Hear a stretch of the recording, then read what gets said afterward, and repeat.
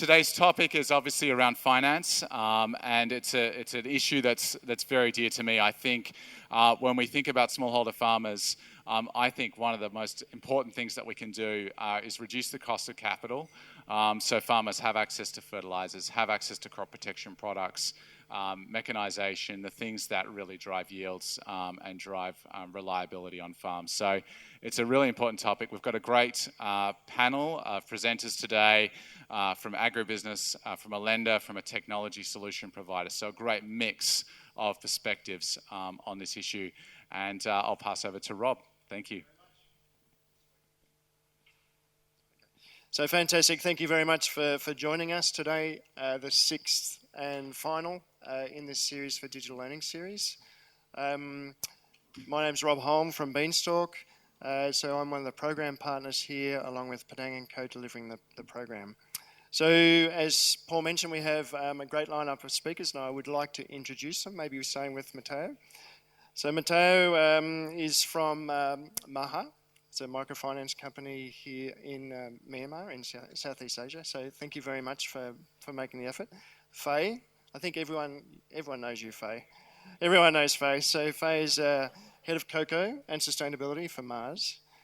We have Akash from Cropin, so Vice President for Europe and Asia. So very small territory. Okay, and we have Harjan. So everyone, I think, also has met Harjan before from Rabobank, CEO for Singapore. Okay, so the format for today is starting out with 3 presentations from our guests. Then we were going to go into a rolling one-on-one interview series where actually the guests interview each other. So we've actually prepped them to actually make sure that they ask all of the really hard questions. And then from there, we're going to go into a rapid-fire brainstorming session. So again, 20 minutes, and you'll be led. You actually have on your name tag a number, which is for the 3 groups, but I'll go through that in a minute. And then at the final closing into drinks, Paul's going to give a wrap-up of the Digital Learning Series and some takeaways. And I think, also what's really, really important is how do we actually take the learnings from this series and the effort that's been put into that. How do we actually translate that into tangible outcomes? So we go back to the business on Monday, in agribusiness in particular. How do we actually drive that change into the market for smallholder farmers? So without further ado, I'd like to welcome Akash to the stage and give you a presentation. Thank you.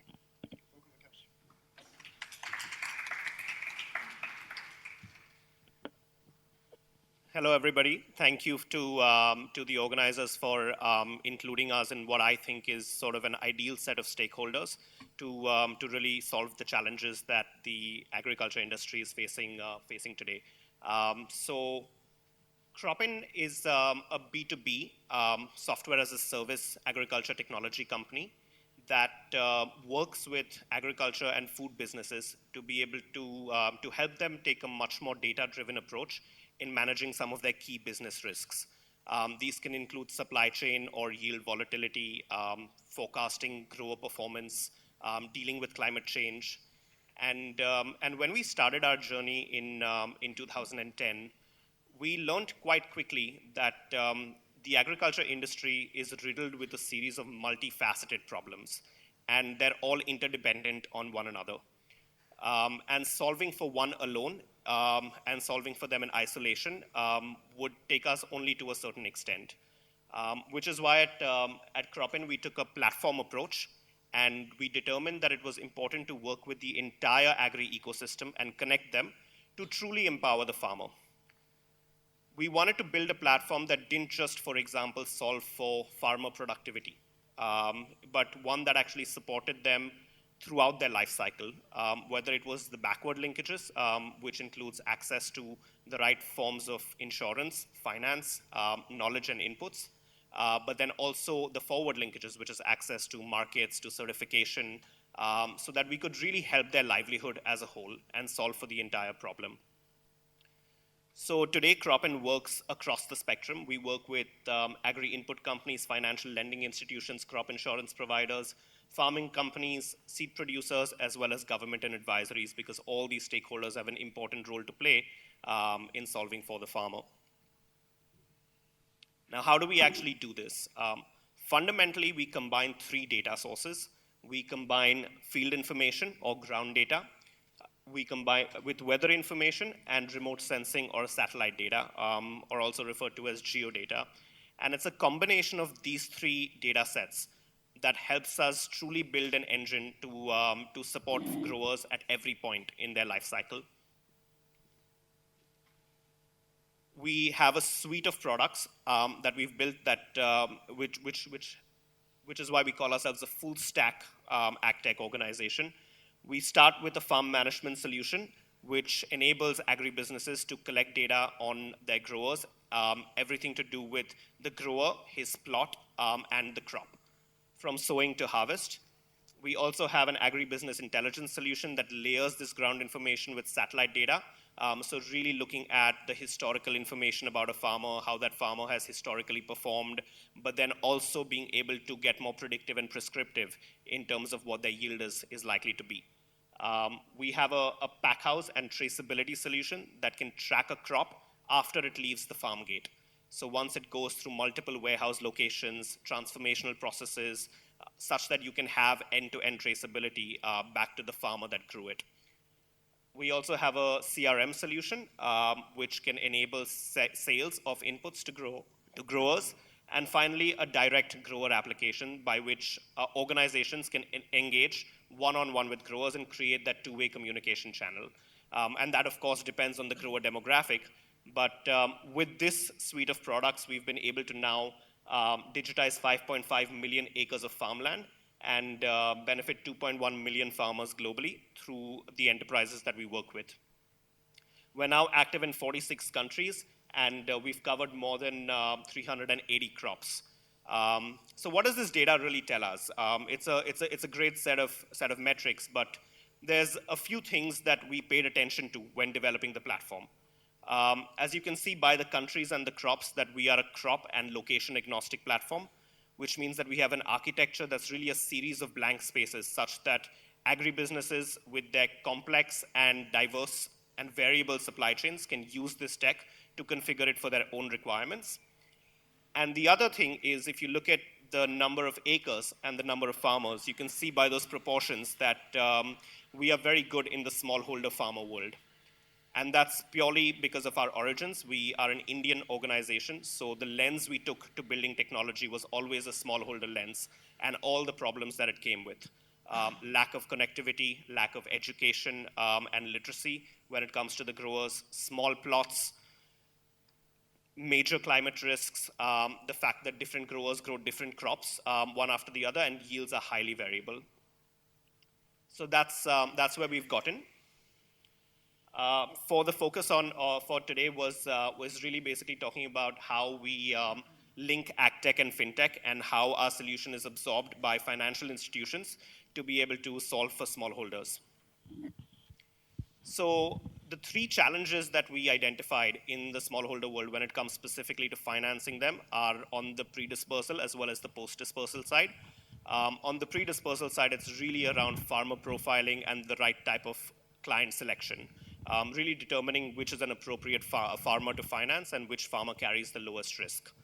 And on the post-dispersal side, it's really the high cost of monitoring and transactions because smallholders are located in far-flung areas that are very, very difficult to access and monitor on a regular basis. So how can we use technology to be able to lower those monitoring costs? And the third would be for better advisory and knowledge. So extension services to the growers, because if we can give the right advisory at the right time to a smallholder, that fundamentally makes him or her less risky. So we have a suite of mobile and web applications that organizations can consume, whether that's a bank that has loan officers on the ground, whether that's a cooperative or an FPO that has their team of extension agents, to collect data on individual growers, to be able to create this dashboard so that they can monitor their supply chain or their grower base in real time. This tells us information about the grower, such as how large his plot is, the degree to which it's been infected, what is the expected harvest for the grower, And it's a real-time ticker, so as problems get reported with regards to climate risks or pest and diseases, you can really see how the grower's performance is dynamically shifting through the season. But along with ground data, what we've done is layer each farmer and plot with remote sensing. What you're seeing here is a heat map in simple terms to be able to split up the plot into 10 by 10 square meters. So just to provide perspective, 1 acre has 4,000 square meters. And in the smallholder world, that means we can get 40 pixels on average per farmer to tell us. So it's really suited for that granularity. And it is basically showing us the areas of the plot with high growth, medium growth, and low growth. And we look at a multitude of data sources to be able to determine this, right? We look at optical images, we look at biomass, soil moisture, et cetera, to come up with this score. And the graph that you can see basically monitors that crop and that plot over time. So you can see this heat map changing through the season as it gets refreshed to show you how the crop and the plot is performing. And this kind of data is a very valuable input for financing organizations to be able to assess the dynamic risk of a particular farmer. On top of this, we would go back 3 years in history to be able to understand how this farmer has performed historically. And this set of ground data plus remote sensing becomes a valuable input for banks. It's not the only input, but it's one of the key inputs to determine the agri-worthiness of the farmer and the eligibility for financing. In season, this helps them monitor the grower on a near real-time basis as well, which really reduces the transaction costs of sending people to individual plots to be able to record data in a timely manner. As you can see here, if we zoom out of that single visual, eventually Cropin can provide a dashboard of this nature that can really help financing institutions as well as stakeholders such as cooperatives or farming companies take a look at the total profile of the grower. So you can see the crop stage that the grower is at, the expected harvest date, what is the expected harvest quantity. So this not only provides basic information about the grower's profile, but also of the financial health for that grower this season. The other remote sensing element that we've included is to really help banks innovate their strategy and reach clients and really identify the hot pockets of opportunity that they might be missing out on.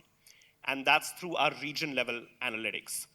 Cropin has 0.2 trillion data sets over the last 8 years, wherein it has a very rich database to be able to identify crops and predict their health as well as their yield. Which means that at a region level, we can provide you with 3 inputs. The crops that are growing there, so we start with crop classification, the health of those crops, as well as the yield. We can do this for major crops in most countries. And the advantage for that is it can really help banks determine which are the new areas of opportunity and expansion, wherein they can probably go, and they can be a lot more targeted in how they select their areas for expansion and innovate their portfolio such that it's more adapted for smallholder farmers. This is our global presence. As you can see, some of our marquee clients are really across the value chain. We have processors like Firmenich, agri-input companies such as Bayer and BASF. We also have the World Bank and WWF, McCain, which is a mainstream food processing company. Our location agnostic approach is proven in the range of markets that we can work in. And because we started in the smallholder world, it only got simpler to be able to implement in other geographies.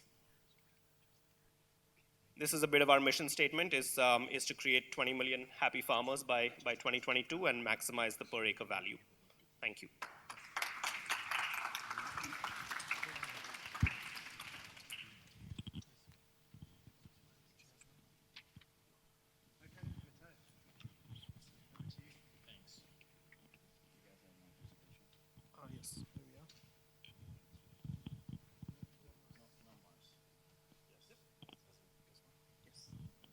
All right, guys. Good afternoon, good evening, everybody. My name is Matteo. I'm based in Yangon, Myanmar. I was here for Microfinance conference for the last couple of days. It's great to be here. I'm going to walk you briefly through what we do. Maha is a 6-year-old financial service provider We are currently owned by OBA, Myanmar OBA Group, which is the largest agri-input group in Myanmar, serving over 3.5 million farming families. Myanmar OBA Group has been around for over 25 years, and our minority shareholder is IFC, the International Finance Corporation, with a 13% stake. Myself, I've been in Myanmar for the last 6 years. Yeah, time flies. I've been with MAHA for the last almost 3 years. And I'm an economist by background, so please do not, I'm not an agronomist, so I'm still learning my way through. But I'm going to walk you through what we do at MAHA, which is fascinating in my humble opinion. Well, the mission of MAHA is to be a responsible financial service provider, but we are recognized, we want to also be recognized for our agri-focus, for our fintech approach, and for our rural approach. We work predominantly with farmers. And when I mean predominantly, I mean that 93% of our portfolio is dedicated to smallholder farmers in Myanmar. Currently, we have over 45,600 clients, of which 93% of smallholder farmers. Definition of smallholder farmers for MAHA, farmers who own between 3 to 5 acres of land. Portfolio is 38 billion, almost $25 million. We operate across the country in 8 big macro regions, states as they called, or divisions. We offer 3 loan products: farmer loans, vendor, and MSME loans. Vendor MSME loans account for about 10% of our portfolio, a bit less, 7%. We also take compulsory savings from our clients. We cannot take voluntary savings. And before maybe I move on, let me clarify the definition of microfinance in Myanmar. Microfinance in Myanmar is defined as loans up to 10 million chats, about $8,000, no collateral, and there is an interest rate cap of 28% per year. When I joined MAHA, we were number 35 in the country. Thanks to various reasons that I'm going to walk you through, now we are number 14 in the country. There are 189 microfinance financial institutions in Myanmar, just FYI. And when 2.5 years ago, we had less than 6,000 customers, and we had only $3 million portfolio. So we had an amazing growth over the last 2.5 years by keeping our portfolio quality excellent. Well, I guess this answers the massive growth we had over the last few years. The company received the license in March 2013. Our fiscal year ends every year in March. The first few years, MAHA had opened a lot of branches, expanded in many locations, and that's why we incurred in a lot of cost expenses, and then we made a lot of losses. Our first profitable year was March 19. We are on track to close our fiscal year currently with another profit, and we've been profitable since June 2018. 3 products. Key flagship product are cash loans for farmers for input cultivation reasons. So whatever they need for their inputs, they can get it covered from MAHA. We also offer vendor and micro SME loans simply because the first product those are bullet loans, meaning that the farmers do not pay any principal, any interest for the first 6 months. They pay everything at maturity. The other 2 products have a P plus I, principal plus interest, on a bi-weekly basis for vendor and a monthly basis for MSMEs. So that helps us manage our cash flow. We are crop agnostic, although over 57-60% of our portfolio goes towards paddy farmers. And then we also lend to other 28 different crops: tomato, beans, garlic, corn, onion, cauliflower. I was discussing with Faye earlier on, predominantly short-term crops. There are 3 seasons in Myanmar. We cover all of them through a network of 32 branches. In a branch, typically, who do we have? We have the branch manager, we have loan officers, we have a transaction officer that looks after cash. We also have regional hubs, and then we have our head office in Yangon. Now, since we have farmers and crops located in different locations, what we have learned at MAHA is that one size does not fit at all anybody, and farmers do have a variety of needs based on where they are located. Even farmers in the same big macro region in Myanmar have different needs depending on the crop. starting of the season, end of the season, and you really need to match that. And that's why at Maha we have a proprietary seasonal calendar that is discussed at audit and risk committee level on a regular basis, and we update that on a regular basis. In our core banking system, we have over 200 sub-loan type products developed so that we can offer tailor-made products to our customers. Myanmar farmers are obviously challenged because, number one, we don't have any crop insurance. The country is exposed to regular floods, heavy floods. Nargis cyclone back in 2006 was a disaster, high operating costs. There are a lot of brokers, middlemen squeezing the margins of farmers. Their cash flow is irregular. They usually have families to feed, kids to send to school. And you know what? Of the 189 microfinance financial institutions, only 2 MFIs are lending to farmers. One is Maha, the other one is another company, a colleague of ours, Proximity. And the banks are obviously a bit overlooking the sector because they think it's risky. They think farmers are not going to repay. They think it's easier to do urban lending, the classical group lending. Well, we don't believe in that. We believe that if tonight you guys are going to eat, it's because of farmers, because of agri-companies, because of agri-businesses, and I think we need to really support the sector. There are 7 million smallholder farmers in Myanmar. Population size, 52 million. Over 30% of the population unbanked. What else? 70% of the population employed by agriculture, and agriculture accounts for 29% of the country's GDP. Can you believe it? Those are our solutions. Bullet loans, diversification across crops and regions, digital credit scoring in-house model to assess the ability to repay of our farmers, and of course, a diversification of products in our core banking. Those are some of the statistics that I want you to really take a look and sink in, because percentage of GDP per agri contribution to GDP is massive. Poverty line is a great concern. The fact that we only serve 45,000 farmers versus 7 million doesn't make me sleep well at night. Obviously, we need to find a way to multiply our outreach and become an exponential organization, to use singularity terminology. Our process, well, what makes us unique? Well, first of all, we do 100% individual lending, no group lending. We are 100% rural. We want to think and act like a fintech. We're getting there, but we're still a bit traditional in some other ways. And Maha is made up of 3 components: data, people, and systems and processes.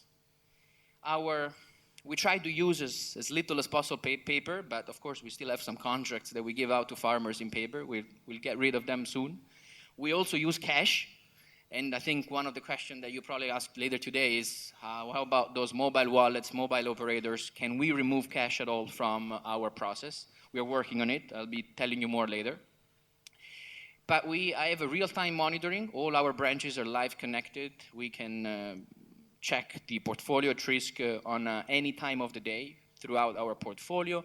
We obviously have our loan officers going out to the field with tablets, applications, core banking, the basics. But we obviously want to do more. We are very hungry for more. We've been working with some experts over the last, I would say, 12 months. Because before,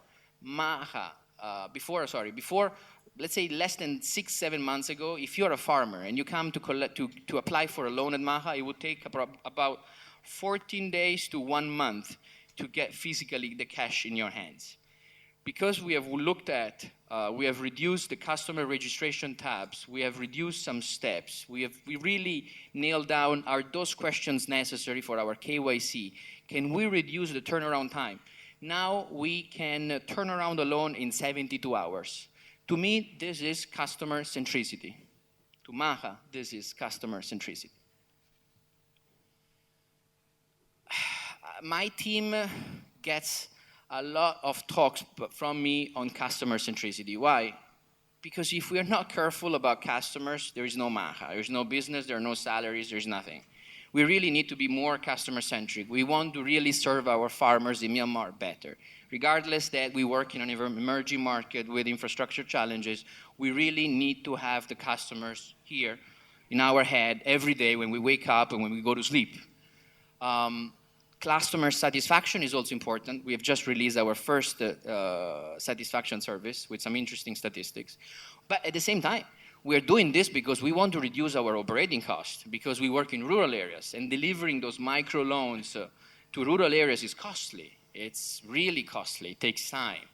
But this should not come at the expense of a disengagement with the human being.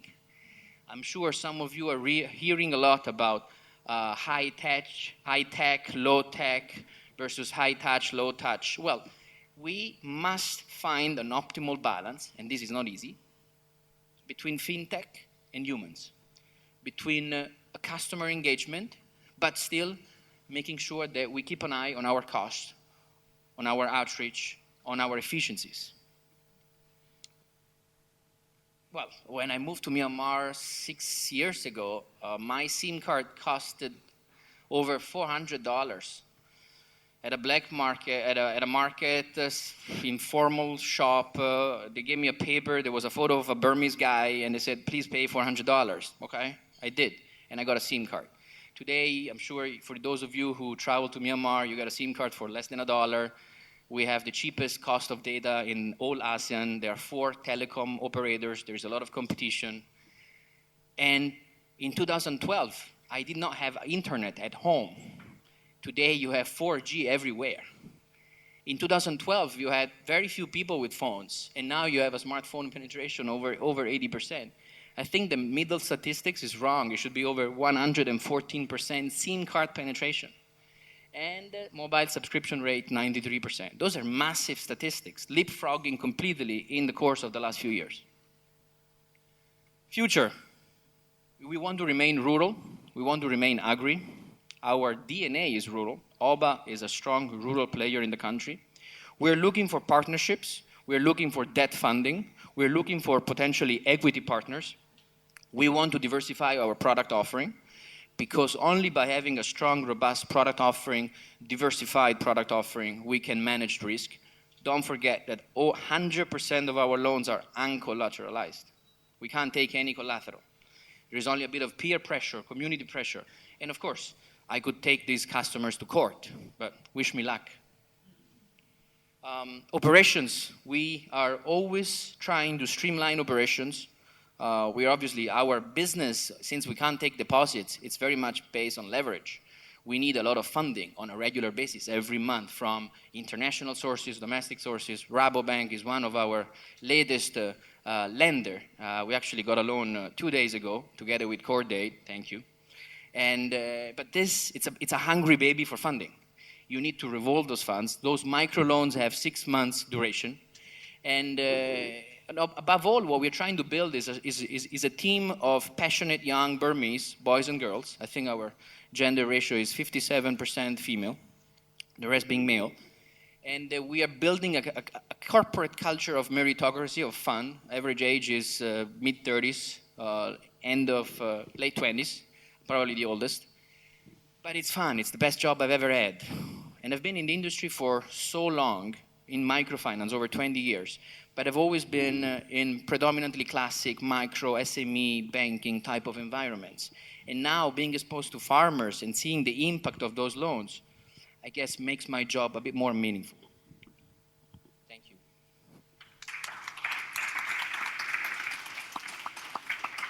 Okay, and last but certainly not least, Faye. Hello, everyone. Thank you for having me speak here today. I thought we'll start a little bit. So Mars is a family-owned business, and we've got 125,000 associates around the world, and we are predominantly an ag business. So a food and ag business. We are in pet food, chocolates as well, and food as well. So we are family-owned, and one of the purpose that in 1947, we have a very old document that was written by Forrest Mars Sr., which actually articulated that the reason business or Mars exists is actually for the mutuality of benefits of all and everyone in the stakeholders in our supply chain. And only just last year, we launched what is the new Mars purpose, which is the world we want tomorrow starts with the way we do business today. So with this, we also launched Sustainable in a Generation in 2017 that looks at how Mars is going to build, it's going to work with thriving communities, healthy planet, as well as nutrition and well-being. In light of our Sustainable in a Generation commitments, we did a scientific mapping of where Mars sort of our impact is around the world, and we realized that as a company we are probably have the carbon footprint of a small country like Panama, and of which about 40 to 50% of our footprint is actually in cocoa. And if we think about where we need to be with the smallholders who grow a lot of the raw materials that we depend on as a company, we came up with what was Cocoa for Generations. We realized that whilst the world we want tomorrow starts with the world that the way we do business today, the reality is a lot of what we're working in is actually generational, and that the change we're seeking to see will need commitment starting today, but we need to think about it in the long term. So there are two pillars within the Cocoa for Generations, one of which we call Responsible Cocoa Today, and that's where the topic of technology started to come in, because we want to make sure that all human rights are respected, particularly forced labor and child labor, and preserve forests. So we committed to not buying from farmers that have gone into protected forests and things like that. So the need for us to actually map where all of our farmers are, their yield estimates, and understand the traceability all the way from the farm until it reaches into the processing gate. And of course, transparency. Transparency is important because if we really have committed to income and increasing income for farmers, we've got to have a way of actually tracking that as well. So that's the responsible cocoa pillar. Now, where technology again comes and plays is the next level, which is Sustainable Cocoa Tomorrow. So Sustainable Cocoa Tomorrow has several other elements, right? One is what we call improved productivity, where and particularly in Indonesia and in Asia, that's more relevant, because if farmers are not productive, they leave cocoa. And we've seen Indonesia massively decline from 600,000 tons about 7-8 years ago till today it's less than 200,000 tons. And simply because cocoa does not compete, and at the current, old trees, older farmers, soil imbalance, and all sorts of other challenges as well. The other thing that also came about in our thinking is this over-reliance on cocoa as one crop is not going to sustain and make the farmer resilient. So looking at diversification of crops, and both off-farm as well as on-farm. And the third, of course, is the role of women and youth and children in the community, and how we could tap into all of these assets that exists in the community that can actually help us solve some of these challenges. So coming to Indonesia, I mentioned that in Asia particularly, we're growing rapidly. So demand is increasing, but we're seeing farmers drop off rapidly in the last 6 to 8 years. And what I call it is the adoption challenge, right? Cocoa being an orphan crop, we do need to make sure that affordable and available inputs are available at the last mile. Quality planting material, the right soil, the right soil fertility and management inputs, etc., and pest and disease management. But then that alone isn't enough. The biggest challenge we face is actually the knowledge and the knowledge transfer that needs to happen. And we all know farmers are, and back to your point, Matteo, is that it's one thing to say this is the right technology and that will triple your yields and your income, etc. But the reason why they would do something or not is really because they trust you.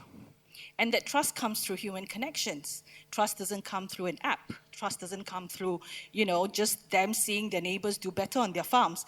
They need to have the capability and the competency to plan, how am I going to get there? And because, unfortunately, I work in a tree crop environment, which means typically financial solutions has to be over 7 to 8 years if you're replanting. And banks, as well as everyone, need to be a little bit patient.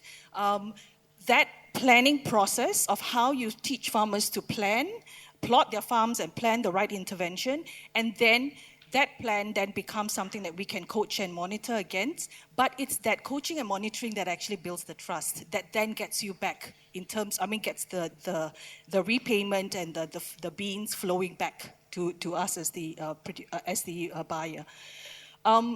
I talk about coaching. I think a lot of businesses have been talking about farmer training for a long, long time. And I came into this thinking, wow, we'll train thousands of farmers and magically adoption will happen. It didn't, right? And we only started to notice that it will happen when you have that connection and that coaching, and that they really, are able to see that difference. There is a big, generally, and I agree with all of my panelists here, that the banks are unwilling to lend. There is a mandate in Indonesia, for example, that there's this co-lending, which is a very highly subsidized at 7% rate of lending that is supposed to go to smallholders, but really the bank's appetite for risk is very low. So as a result, we've had to look at a number of other solutions around how we can facilitate the smallholder access to financing. One of which is, against the farm development plan, we're now able to actually plan the execution and the phased approach of not giving cash, but actually in inputs. And the second one is, if the farmer follows all the plan and if the crop fails anyway because of weather, how can a crop insurance product or weather-based insurance product come in that's more using satellite SMI, soil moisture index. So we've developed that product with IFC as well. So the other thing, and some of you may know Cocoa Trace or Cultiva, we have to think about how these loans get dispersed and the repayment comes through. Now remember, we're dealing with a tree crop that has this long sort of lag time between putting an input here and getting the results, in 9 months to a year. That's just for the short-term input, and assuming the farmers do everything right in between. If it's a replanting loan, it has to be at least 6 years with a 3-year grace period, right? So now we've got to start thinking about what are some of the, and you go through this lull where you don't get crop coming in because you're replanting. And so what are some other diversification options that needs to come in that keeps farmers sort of, it makes up for the loss in income, but also it looks at some of the other things. So we use Cultiva or Cocoa Trace. Some of you may know them. They were in some of the previous panels. And so this closed loop system of what we were talking about is, number one, let's put at the center the farmer, right? Farmers being the center of everything we do. How can we think about how we help them plan a farm development plan, but these plans actually end up in an app that they are able to look at, follow, and do appropriate interventions as required. Then the second one is, as and when they get a loan, the inputs actually doesn't come in the form of cash, but rather through a network of cocoa doctors that we've built. Cocoa Doctor is just an SME. They are cocoa farmers, but what they've done is they are a one-stop shop in the village that provides the planting material as well as the inputs. But in return for being customers, they also do the follow-up coaching and the follow-up sort of after-sales service. So these are independent entrepreneurs trained and set up by Mars, but then they operate independently. Now, the idea is then, as a loan gets dispersed, then the orders go through to the cocoa doctors, who then not just sells you the planting material, but tells you how to actually put it in the ground and get it to perform well. And then on the product traceability side, we've set up a network of also collectors that collects these beans, and through that, how can we better facilitate the repayment of the loan through that. Of course, you need a platform to make it work. Now, this whole closed-loop system to work, and we are looking at options together with Cultiva, with some of the local Indonesian banks. We really need to access the core loans rather than, but they are very, very risk-averse. And so I think the challenge we can ask ourselves here as as microfinance institutions or other fintech, tech solutions is, how can we risk share? The reality is, for a company or the farm or just one party to take the entire risk, it's too much. But if we could chunk it up and provide risk-sharing solutions, then hopefully, that might work. And that's a little bit that's my last slide, and I'm happy to take questions later. Thank you. Thank you so much to our three speakers. Great insights there from smallholders through to microfinance and also agribusiness corporates. And you know, what I found encouraging was that even from an agribusiness corporate perspective, taking hold of and for helping facilitate that microfinance loan, that's amazing. So now we come to, we've got to put the heat on to the interview panel. So I'm going to welcome up Harjan, who's going to interview, he's agreed to interview Akash. So please come up to the stage and hand over. Thank you, Rob. I think we're going to sit down, isn't it? Or we're going to set up.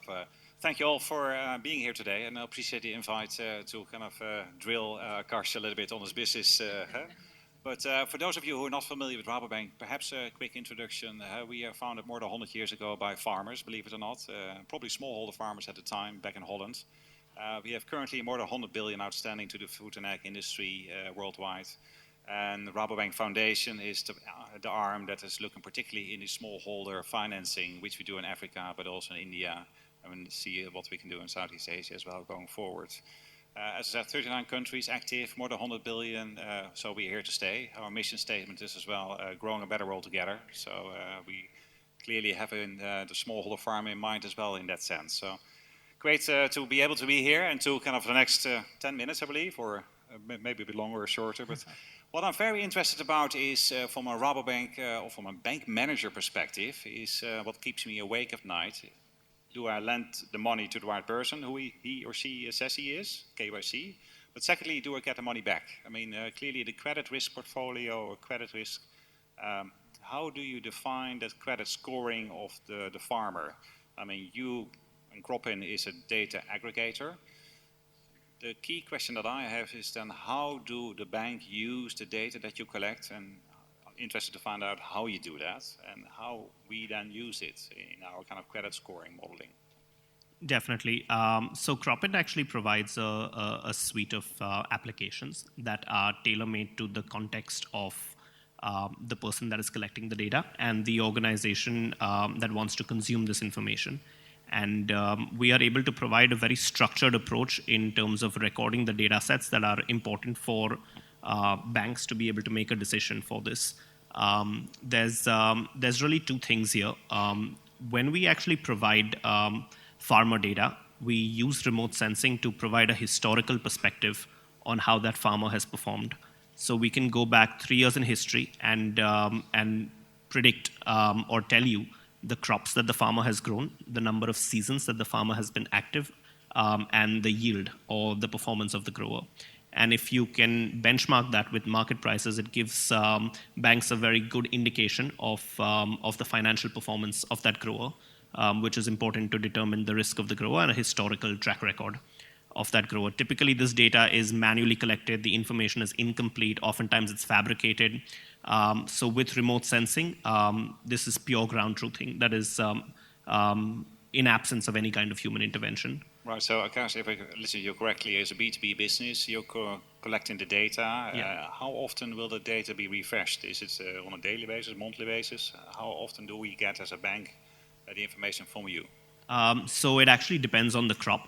For perennial crops, the data would need to be refreshed less frequently. However, for annual or for seasonal crops, the data can be refreshed every 5 to 7 days. So apart from historical information, with this regular refreshing, you can also monitor the dynamic risk of the grower in season, which really helps to regulate the NPAs and timely collection and targeted intervention. Okay, so if kind of the bank receives that data, and we put it in our risk modeling kind of models, and then it obviously assesses the risk of lending to that particular farmer in question. What is in it for the farmer itself, besides obviously they are having a better credit profile by having this historic data being built up over time? Can you elaborate a little bit kind of from a farmer perspective where the benefits are? Because obviously we as a subscriber to your service are paying for it. The farmer doesn't pay, I believe. Yes, correct.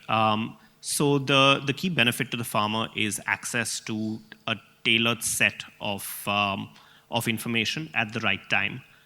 So Cropin, as a part of its products, also has a farmer communication module wherein agronomists that cooperatives or farmer producer organizations or banks might be associated with can actually program a series of localized crop management programs, advisory and protocols to be able to tell the farmer from the time of sowing what might be the recommended practices specifically to their crop and their agroecology. So access to this timely information really helps the farmer be more productive, and a better informed farmer is a less risky farmer. But more importantly, we've converted weather into a product, which is especially important for smallholders in tropical environments. To give you an example, we have a rule-based weather engine where you can actually configure the upper and the lower limits of certain weather conditions, such as temperature, such as rainfall. And based on the 7-day weather forecast, if those rules are breached or if those thresholds are breached, the farmer can get a preemptive message. Something as simple as it's going to rain in the next couple of days. You might want to postpone your input application. So it's a way for farmers to really consume this information in a simple manner through SMSs. And small things like that really helps them reduce their cost of production, and therefore their financial health improves. And if you think about obviously microfinancing, it's also important to have the scalability. Your tooling or the service that you provide can only be beneficial and keep the cost low from a monitoring perspective if there's enough scale. Is there enough scale? Is the application being used to the fullest extent, or will it be used to the fullest extent? Any comments on that? At the moment, we recommend, so the model that has worked for us is really to work with farmer producer organizations and cooperatives that have organized several smallholder farmers into one particular group. We have actually a project with Rabobank Foundation in India for mango and cashew farmers, and we work with an apex organization that actually manages 46 cooperatives and covers 25,000 farmers within it. So being able to access scale through these structures is the path to least resistance at the moment. Okay, and a little bit more on the technology side. AI, machine learning, that's all part of the mix. Going forward, technology is clearly important development. What do you foresee as the next big thing? Blockchain, there's a lot of hype and talked about it in the past. Is there anything that is part of your business model, or? Yeah, definitely. It's a conversation that we have every day, and for agribusinesses to really milk the use cases and the opportunities that blockchain can provide, they need to be ready for it. So they need to really go from 0 to 1, which is the basic digitization needs to be in place. Data needs to be online, it needs to be structured, and it needs to be authentic. So as of today, Cropin plays a role in getting major agribusinesses ready for the blockchain. We're quite particular in how we look at blockchain and traceability. Oftentimes those terms are used interchangeably. And our suite of products really helps organizations make sure that their grower portfolio is traceable and authentic, and therefore ready to plug into the blockchain if they deem it necessary. But going from 0 to 1 is important before we make that leap. And another technology question is, you're using satellite imaging right now. Any other kind of tooling that you're going to use in the future, you're planning to use? I mean, drone technology has been around for quite some time. Any other things you're thinking of introducing into your business model? Definitely. So making Cropin integration friendly has been one of the key philosophies while building the product and getting the architecture ready. We see ourselves as a fully integrated platform where the partners that we work with can input several data sources. So at the moment, Cropin will look at weather data as well as remote sensing. However, the platform has the capability to absorb on-farm data that can come from drone technology, that can come from sensors as well, to be able to make much more granular decisions. So that's really in the pedagogy of the platform. Okay, now back to kind of the microfinancing part of it. As a farmer, as a lender to the farmer, kind of early warning systems. Obviously, I'm curious to find out how the performance is doing from the crop that is growing. Do we get my money back in the end of the day? Yeah. Obviously, there's no hedging per se that you can hedge against failure of the crop, or at that level at least. What are the early warning systems that you provide in that kind of monitoring part of it that the banks can utilize to step in or to kind of provide other services to the farmer if needs be? Sure. So once the crop is planted, we can actually use the remote sensing or the satellite data to actually look at the stages of the crop, which means that we can provide early information about whether the crop is at the right stage within the season. We can provide information on the canopy cover and the health of the crop, so we can provide an early warning sign of a possible decline for the crop. A little more technical, but one of the indicators that we look at is soil moisture, as opposed to just optical data. When we look at optical data, when the plants are decaying is really when we can tell that there's a risk of crop failure. However, with soil moisture, it's an early warning sign to advise whether this particular farmer and this particular plot, whether it's fundamentally ready to have a good season. So soil moisture is a very early warning sign as well to be able to determine the extent of crop failure that might happen. Okay. I think it's a great tooling for banks specifically to lend money to kind of smallholder farms, because the crucial aspect always is, from a bank's perspective, what is the credit worthiness of the smallholder farmer, and also what I said earlier, knowing your customer, KYC, is the person you're lending to really the person you lend to or not? I mean, that's as I said, keeps me awake at night. But KYC, is that going to be part of your business model going forward as well? Can you extend it? Obviously, knowing and the digital information that you have, is that KYC being part of the model? Yes, definitely. So when we actually look at farmer profiling, which is the beginning of the process for digitization, there are several features within the technology that can help authenticate the farmer's identity. So we have SMS-based response modules.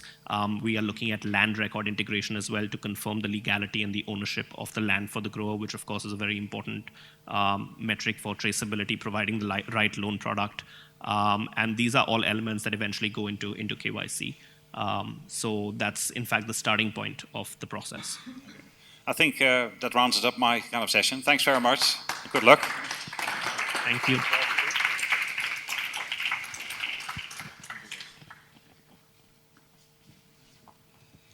The other way around. Oh wow. Okay. Ouch.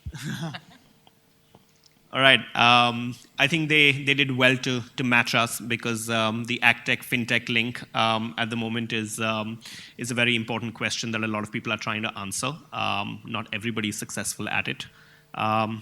So thank you for that interesting presentation. One of the most important things you said was, and I believe everybody by now can resonate, that one size fits all is an approach that hasn't worked. It has to be tailor-made. It has to be context specific. So can you give us some specific examples of how Maha has adapted the product to smallholder farmers in Myanmar? What are the specific things that you guys have looked at to incorporate in the product, and how it's different from the other services out there? Great, thank you. So Myanmar is a huge country, 52 million people, various states at the bordering with Bangladesh, with Thailand, with China. And then there is a central corridor called Bamar, where you have regions. Maha is present in 8 of those regions and states. Hence, if you are a farmer, even cultivating paddy in the north of the country, and you are a farmer cultivating paddy in the south of the country, the starting season up north is different than the starting season down north.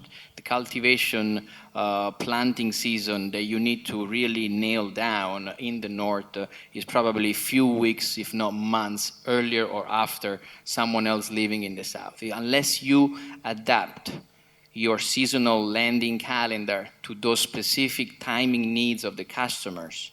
Let's say I approach you in Shan State in March. You might not need my cash crop loan in March. You might need it in early January, and my window is only of 2 to 4 weeks to nail it down. Otherwise, I might be out of business with that particular customer. Now, the other extreme is traditional microfinance, pretty much for urban, rural, small shops, micro SMEs. You instead tend, those shops, those groceries, sari shops, they tend to have business pretty much throughout the year, except the key festivals, holidays, and festivities. Hence, they might need money for their stocks on a regular basis. The farmer, his needs, her needs are quite specific. Unless you really nail it down, you can't really help that farmer cultivate whatever he needs, and have a good yield at the end of the 6 months. Just to another point, our cash crop loans are pretty much have a duration of 6 months.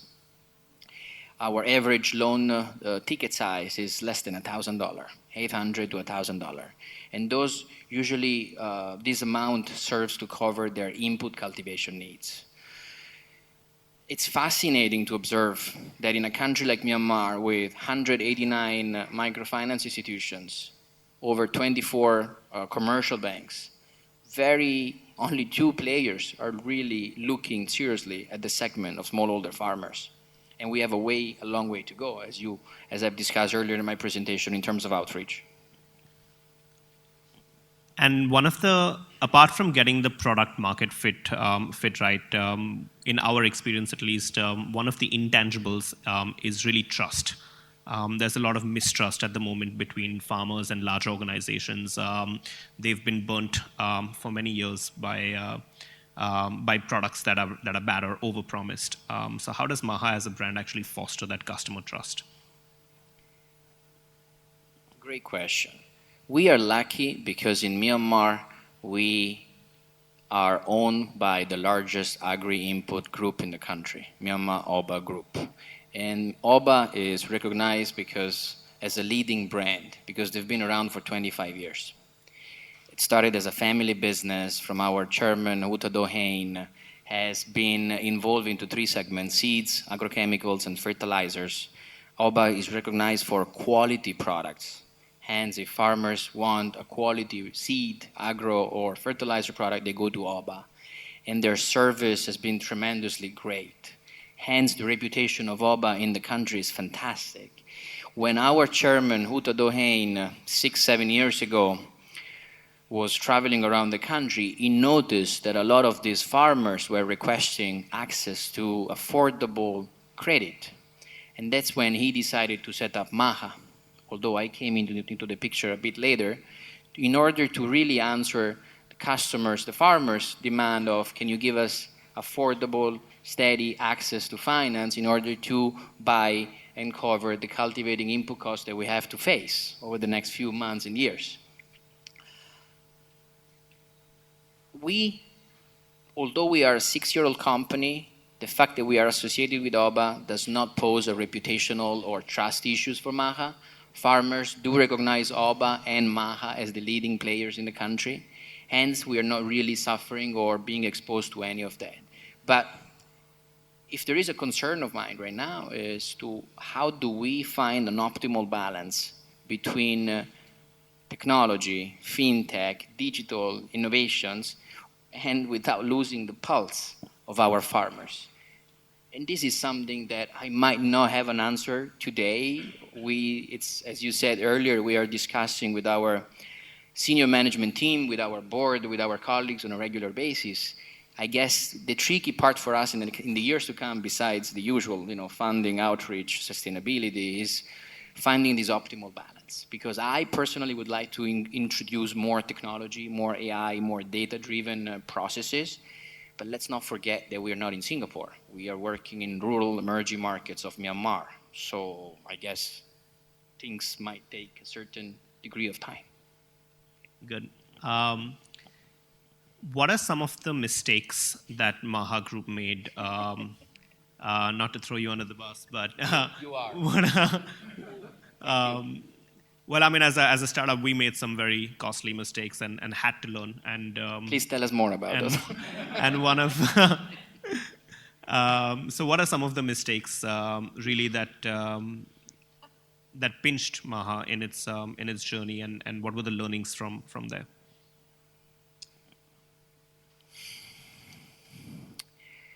When I came in June 2017, some of the key issues it took me a few months to figure it out.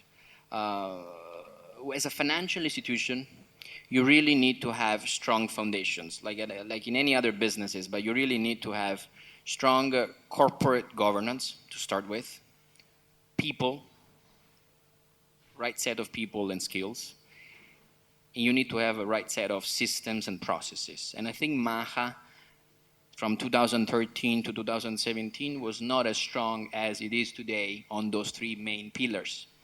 So what I have practically done together with our chairman and my colleagues is, number one, we have set up a very strong corporate governance framework, which was missing before.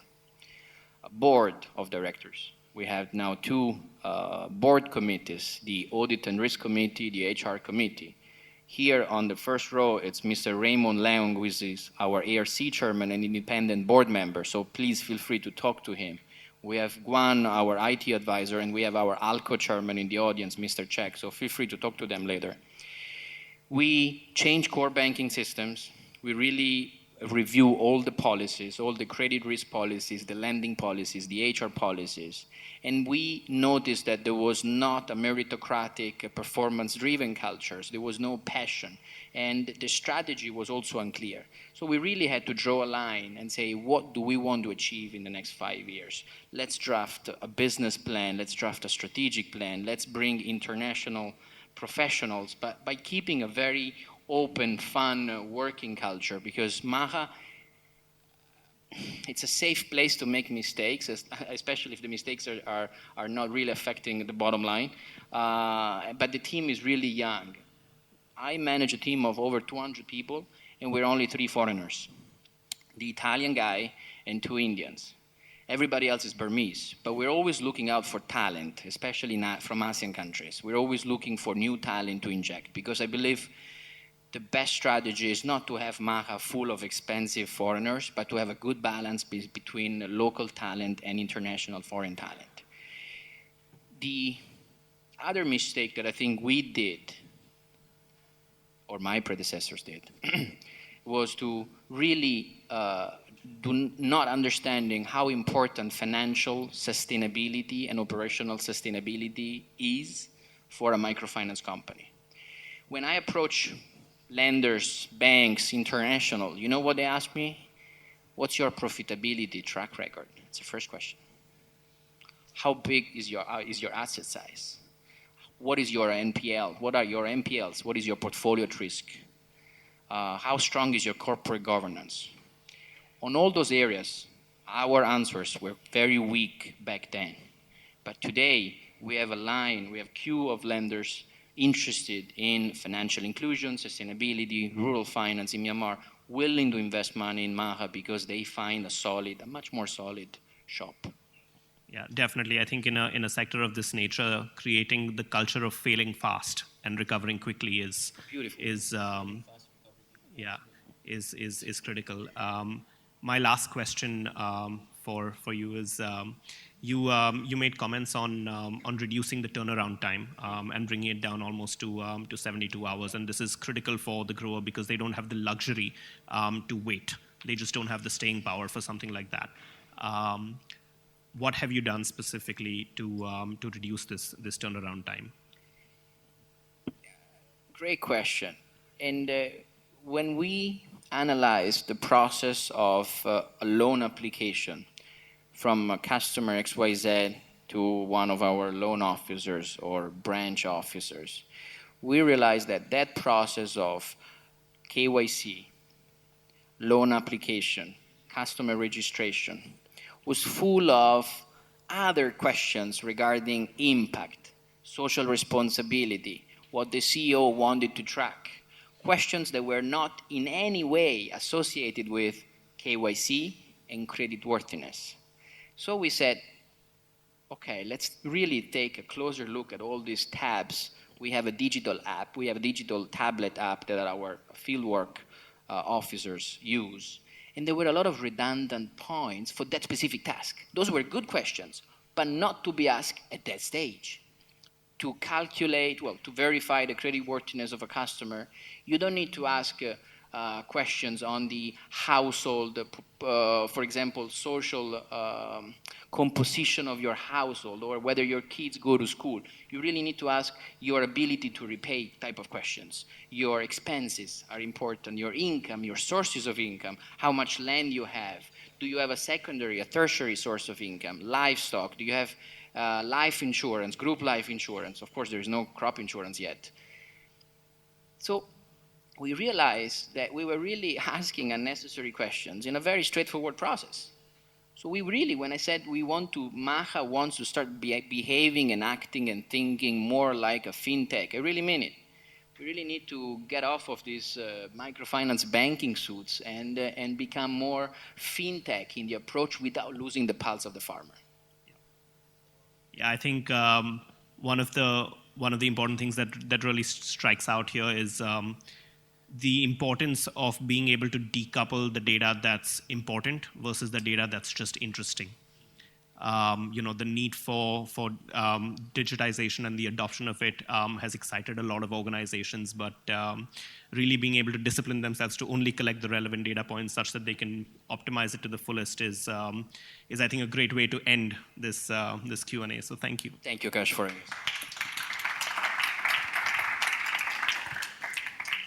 And I have to sit there. Okay. Yes, you have. Faye, it's great having you. We just met outside, so Faye and I are not friends. We don't know each other. We're strangers. But we're going to be friends from today, right? Yes, Officially. definitely. Can I add you on LinkedIn? Yes, Okay. but not Facebook. By the way, feel free to add me on LinkedIn. No Facebook. Same here, Facebook. please. Yeah, thank you. Let's keep these professional boundaries. Jokes aside, Faye, you might have seen based on my presentation, I really am into people's stories, people's paths. Would love to know, what's your personal story? How did you get into Mars? What's your background? How did you reach where you are? Because Sure. I'll keep it personally, short. I'm always fascinated by sustainability topics, and you've touched upon your presentation, and we would love to hear your story. Please. Sure, thank you. So I've been with Mars 22 years, and I've always been in supply development and supply chain developments. And like I said, we buy a lot of raw materials grown by smallholder farmers. And I think what struck me as I started to understand all these different supply chains is this deep economic inequality that exists in the world today, and particularly at the smallholder level. And so that's really what got me interested. I'm also a Baha'i. I'm an adherent of the Baha'i faith, and in that we actually believe that the purpose of humanity here is to serve mankind. And where I think that intersection of how it came together was this purpose. And because I worked for a purpose-filled organization, I was able to live my own personal purpose through the work that I do. And the Japanese have this word that says if you're passionate about it, and that it also pays you, it gives you your salary, but at the same time, you are able to get so much fulfillment out of it. That's like the best job in the world. So I'm truly grateful and humble, because really working with smallholder farmers, you really get a different perspective of the world, of what it is today, but also what it could be tomorrow. Because in their poverty, they are so happy. I mean, they are simple happiness and the way they approach life. So I think there are many things we can learn from each other. Absolutely, and well said, especially the part about simple happiness, the part about having the best job of the world. It seems like you have one of the best jobs in the world. Maybe you as well. So that's why we should be friends. The other question is, obviously I'm not working for a big multinational like yourself. It's a family business. Mars is a global, well-known brand. I'm sure some of us, we buy their chocolate products, don't we? Especially I do. I hope so. But tell us more about Mars in terms of vision. What does Mars do? Why was Mars set up? In what markets do you operate? And a bit more about Indonesia. Right, so Mars is owned by the Mars family. We're still family owned. And whilst they don't actually get involved on the day-to-day running of the business, they run the family, the board, we call it. And they've got 4 things that they expect from the business. One is, of course, financial performance. The second is what we call trusting relationships. So they want to develop trust with not just consumers and customers, but government and farmers and all the people that we touch in the business. The third is what we call quality growth. So growth, coming from delivering quality products and implementation. And the final and the fourth, which is the most important one for me, is this the community-based approach that we depend on so many millions of farmers around the world, and that if they don't thrive, we don't as well. So that's a little bit about the family. They come, some of the family, like I'm just hosting one in 2 weeks' time, Frank, who is going to come, and he spends 2 to 3 weeks with us on buses, into farms, out of farms, talking about new innovation that we need to think about. So this isn't something that we do and say because it's sexy. This is something because it's integral to who we are, and that our future depends on a thriving cocoa community. So we see that huge interlink, and maybe so Mars, did I answer Mars? I've answered. You answer two, and what markets do you operate? Okay. And tell us more about Indonesia. Literally all the markets in the world has Mars products. But we don't manufacture in all of the markets, but we have manufacturing sites all over the world. I think we have I can't remember how many, hundreds and hundreds of factories around the world.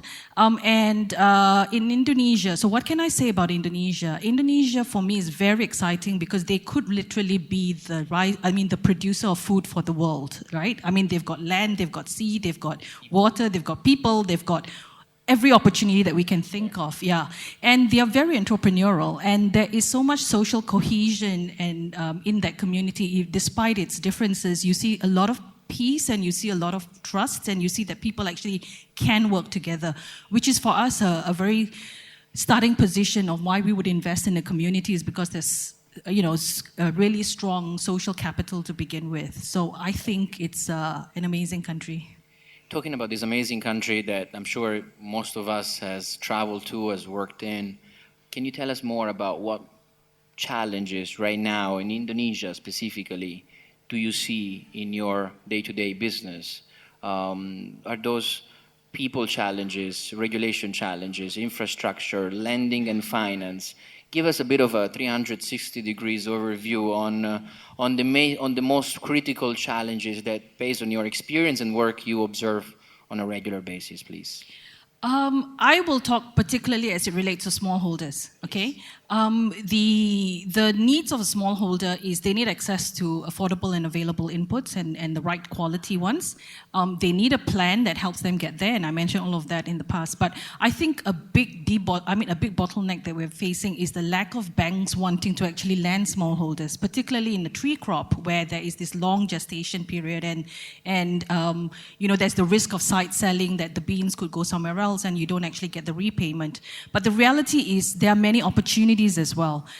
Companies and a lot of our supply chain partners are working hand in hand and very closely with these farmers directly. So there's already, and we do it because we absolutely need the loyalty and the beans, right? So adoption and loyalty goes hand in hand, and as to why we would want to work with these farmers. So to be able to trust that we have this relationship and then look at how we can create a product that is able to look at risk sharing, and I'm big on this share. I went to a Rabobank in Utrecht, right? I think that we had, and we were just having a discussion about this, and we said the holy grail of smallholder financing is in actually tree crop replanting, and that will solve palm, coffee, cocoa, rubber, a lot of this tree crop. But unless and until all the parties can come to the table and acknowledge the risks and define a product that we can then have a risk share mechanism that taps into our access to these farmers and the work that the direct touch point we've got with them, that taps into the community assets, taps into some of the risk sharing mechanisms that could have come in. So we are very excited because 2-3 weeks ago, we've just finalized with IFC a crop insurance product that looks at satellite-based SMI that is able to look at if in these months, the soil moisture index goes above or below, so it's too much water or too little, that impacts yields, then they will pay it on basis of just the SMI. They don't need to go in and verify that indeed, because we've done such a good correlation between the yields and the SMI that we looked at. So I think it's looking at all these various crop risk mitigation strategies that we should bundle together. But end of the day, like I said, it's about the human and the touch point that we have with farmers. To get them to a path to prosperity, it needs to really, it's a long process that will need that accompaniment throughout. Thank you, Faye. Brilliant. I'm actually very ignorant about those topics in Indonesia since I'm based full-time in Myanmar. But currently, Indonesian cocoa farmers, where do they get financing from? How challenging is their share of getting financing? Okay, so most of the trees, I know this across the board, like in palm and everything as well, has come to the end of its life cycle. So typically the trees are about 30 years old, 20, 30. So actually it's not just, if we can crack the cocoa, sort of holy grail, we can crack quite a number of other holy grails as well. And because we're at the end of that life cycle, coconut, that's 60, 70 years old in the Philippines. So, the point here is, and to replant, obviously, takes years, and there's that dip, and so we don't tell farmers to replant at the same time. Let's do 15, 20%, and then let's rehabilitate the soil there, get that going, and then you double your income there. Let's put in some temporary crops here whilst you're replanting. So it's quite a very, every farm is different, and so they need that farm development plan. Every farmer is unique. Every farmer is unique, and every farm is different. And but I think once we are able to crack this replanting formula, then I think it's got huge.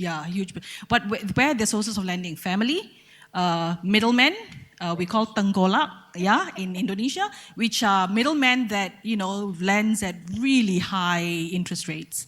So we need to bring the banks in at that 7% interest rate. Terima kasih, Faye. Please join me in giving a big round of applause to Faye. Thank you.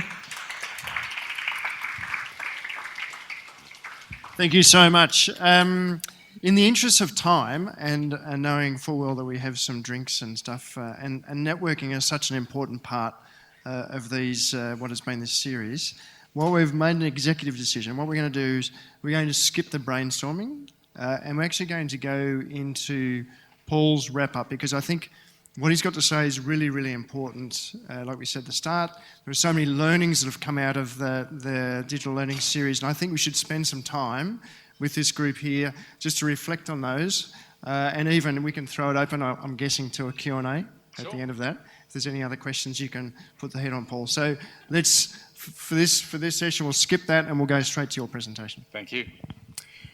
So not all of you will have been to all of the events this year, so I wanted to start with a bit of a wrap-up of what we've had a chance to look at this year in the digital learning series. So we started off with a great view of the landscape in ASEAN of digital technologies.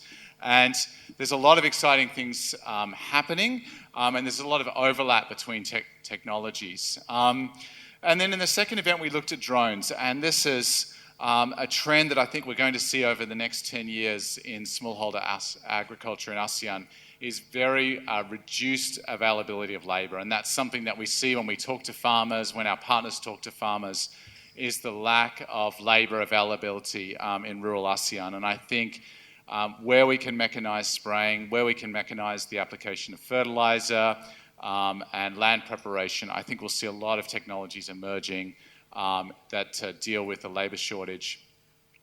The Netherlands Space Office partnered with us on the third event, and we looked at satellite data, and we actually had over 10 different satellite providers from across the region talking about the value of satellite. And you've seen it again today with CropIn.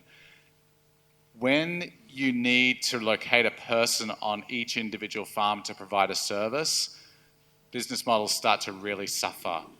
The ability to do things remotely, the effective use of satellite information is such an important, and it was great to have CropIn today talking about that.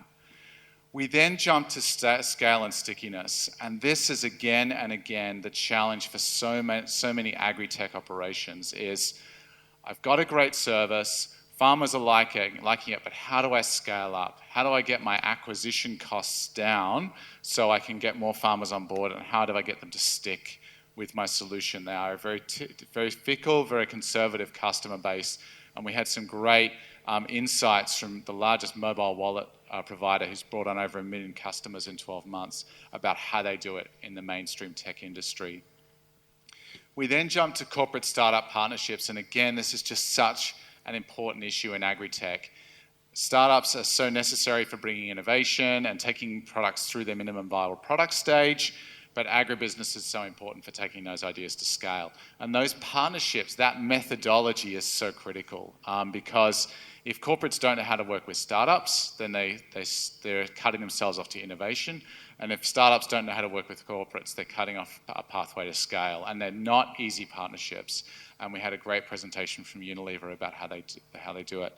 And then finally, thank you very much for those that presented today on the really important topic of finance. And it was great to have the three partners that we see as most critical to unlocking finance. We need agribusiness in the room, we need technology providers like Cropin, and we need lending agencies like Maha that are prepared to get out there and lend to farmers. So it was a great presentation to have those perspectives, but that's really the partnerships that we see as driving access to finance. As I stood back at the end of the series and kind of thought about everything that we've learned and everything that we've covered, I tried to think what is important? What is the most important takeaway from the series? And for me, it's business model. So we can talk technology, we can talk about satellite, we can talk about lending, we can talk about credit scoring, we can talk about all the exciting things that are out there, but unless we can wrap ag tech up in a business model, and a business model is basically, can I acquire customers more cheaply than their lifetime value? So can I create an ag tech product where the lifetime value of that customer is lower than their acquisition cost? That's when ag tech works. We can have all the technology in the world, all the great ideas, all the wonderful founders with all the enthusiasm in the world, all the corporate executives who are trying to digitize their businesses, but unless it's couched in a workable business model, we can run pilots, we can run trials, we can run CSR projects, but we can't get it to scale. So we've been doing a little bit of thinking at Grow Asia and some writing. And we've been thinking, where are the agribusiness business models? And we've looked at the farmer, we've broken it down into 5 that we see as prospective. The farmer advisory business model, which is basically a business model that says, I will provide advice to farmers if I can then collect data on those farmers and sell them to a whole bunch of data consumers. So I will provide free advice to a farmer because I can sell information on that farmer to a bank, I can sell it to an insurance company, I can sell it to a crop protection company, I can sell it to a fertilizer company. This is an emerging model that will grow, and one of the ones that we are certainly interested to see. The subscription-based model for advisory is not working. Okay? So it's the advisory services that are able to monetize the data out of their service that are really able to go somewhere. We are seeing a lot of activity in peer-to-peer lending, particularly out of India, but also in this region. Farmers do pay prohibitively high interest rates, often 50-60% per year, and any digital lending service that's able to connect them with lenders is probably one of the most profitable and fastest growing agri-tech solutions in ASEAN. Then there's the whole hardware space where you're actually selling kit, whether it's a drone, whether it's a smart irrigation service to a farmer to extract higher yields. So your customer is your farmer and your value proposition is increased yields. Then you've got the whole traceability set around what Faber's talking around about building trust with customers and understanding value chain. And then finally, perhaps a little bit more in the future, but you've got the whole potential to actually use e-commerce for the buying and selling of products. So it was just a thought exercise that we went through to really think, what are the business models and how would they actually work and how would they scale? And we think this is a really important question. And we have started to do some thinking about, okay, what is the lifetime value of a customer in these different business models? And you can see at the high end there, it's those hardware type models. It's the models where you're lending to the farmer, where you can really make good $10, $20, $30 value for a transaction with a farmer, lifetime value in the hundreds, if not thousands of dollars. At the other end, in the traceability end, in the advisory end, you're talking about lifetime values in the sort of $10, $5 to $10. So completely different lifetime values, really important driver. Then you've got acquisition. And as I said right at the start, a business model is about the difference between the lifetime value and the cost of acquisition. The magic happens when your cost of acquisition is lower than your lifetime value. And that's what we're looking for in agri-tech. And then we're starting to also think about what are some of the other constraints. So smartphone dependence. How smartphone dependent are these different models? And it's just a way of having a discussion, opening the debate with the community about where the most promising models are. And then finally, we're starting to do a little bit of analysis on the competitive pressures on these models, using Porter's approach to competitive analysis. So where are the threat of substitutes to these business models? What sort of power does the buyer have? What sort of power do the suppliers have in these business models? It's not about us coming to you and saying, here's the answer, here's the business models. It's about us engaging with a conversation with all of you about where the most prospective agri-tech solutions are and trying to put a framework of business model and competitive forces around these models so we can understand them better. And as corporate leaders, as VC, as founders, we can start to make more sensible decisions about agri-tech. I just wanted to give you a little bit of an overview of where we've been over the last year with the learning series. Over 4,000 people have visited the Grow Asia series website. I encourage you to go there. All the videos from the previous events are there, the blogs from the previous events. We've been releasing a whole series of videos off the back of these events, including the insights. Over 25,000 people have viewed those videos. Over 300 people have attended in person, more than 300 by live stream, and guests from all over the world, from leading agri-tech solutions. And I'm sorry if you don't see the logo of your organisation up there, but we're just trying to give an indication of the audience and the speakers that have been part of the series this year. It's been an absolute pleasure, and I hope that you found it useful, not just from a learning point of view, but also just networking and meeting with one another. And finally, I wanted to thank the two organisations that have helped us bring the series together, Padang & Co, as well as Beanstalk. And Rob, great job today, thank you, on today's event.